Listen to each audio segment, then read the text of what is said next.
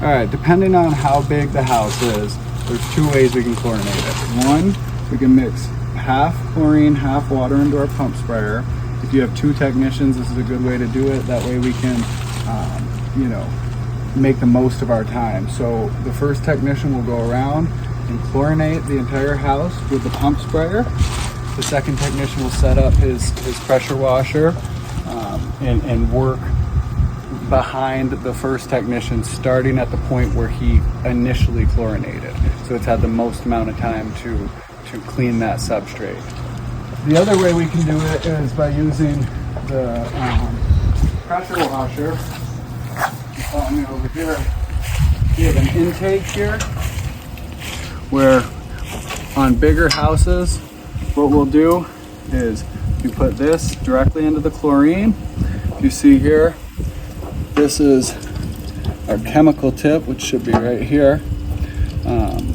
You still hook it up to water, set up the pressure washer the same way, but this time we're going to use the chlorine, and you're basically going to shoot it out of your gun the same way you would water. For bigger houses, you can chlorinate it that way.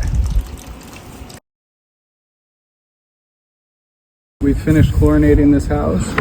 The way you do this is you pump here.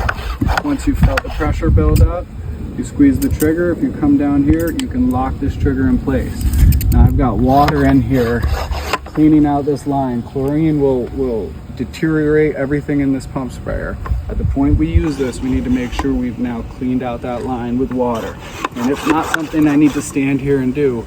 I've locked that trigger. I can walk away and begin helping the senior tech clean up the mess.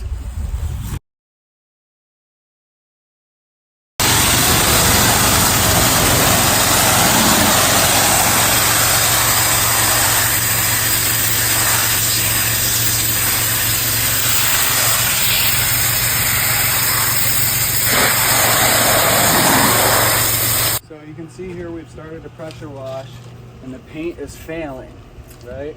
So the thing you don't want to do is leave this work for a 5-in-1 scraper or something of that nature. This should be done at the point we're pressure washing. I've gotten this paint to fail to the point where it's no longer failing, right? When it stops pulling off with pressure, then you stop. Here you can tell it's smooth. We're gonna be able to paint over that with a little Peel Bond primer. Here, as long as I can't scrape it off, it's now failed to the point that we can paint. Obviously, we never want to leave these for the customers to pick up. This is something we're going to clean up, correct? This is an area that obviously we need to hit with pressure, right? Because you can see it's just peeling up, and it's much easier to do with a pressure washer than it is on the day we want to come here and paint. So this would be an area that we would continue hitting with pressure until we get a smooth finish like this, where it's no longer coming up.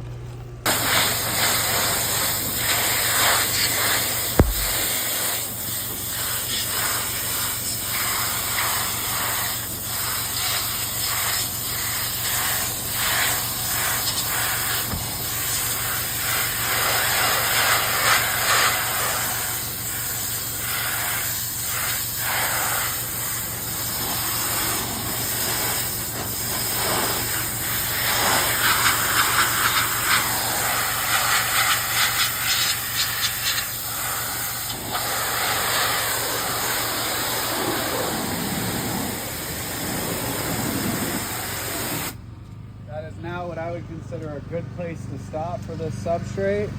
We've gotten what's failed to fail, and we can now put a primer on there and continue the painting process. But if we leave that for us to do when we come and paint, it's going to be a lot more difficult. So obviously at this point now, the initial technician who chlorinated the house should be done. It shouldn't take more than 25 minutes to chlorinate the house. The big thing is we want to make sure we clean out this pump sprayer with water. The second technician can now start getting ready to paint. Once the door hangers are done, once our yard signs are out, once the trailer is unhooked up, the second technician who originally chlorinated the home can start doing things like this. So If we're painting the soffits or the gutters, we need them to cut these branches down.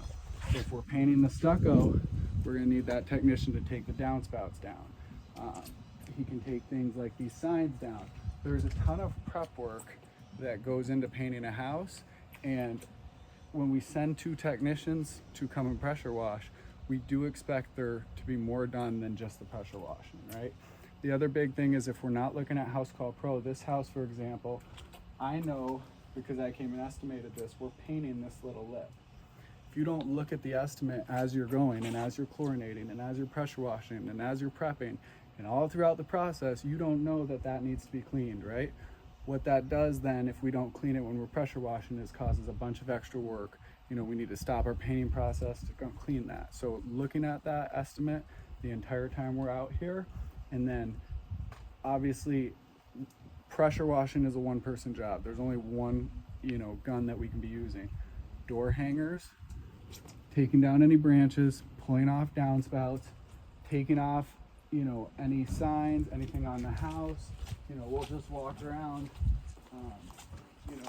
If we're doing the shutters, do the shutters need to come down? There's a ton that the second technician can be doing outside of standing and watching the other technician pressure wash. Now, obviously, this is quite a mess now.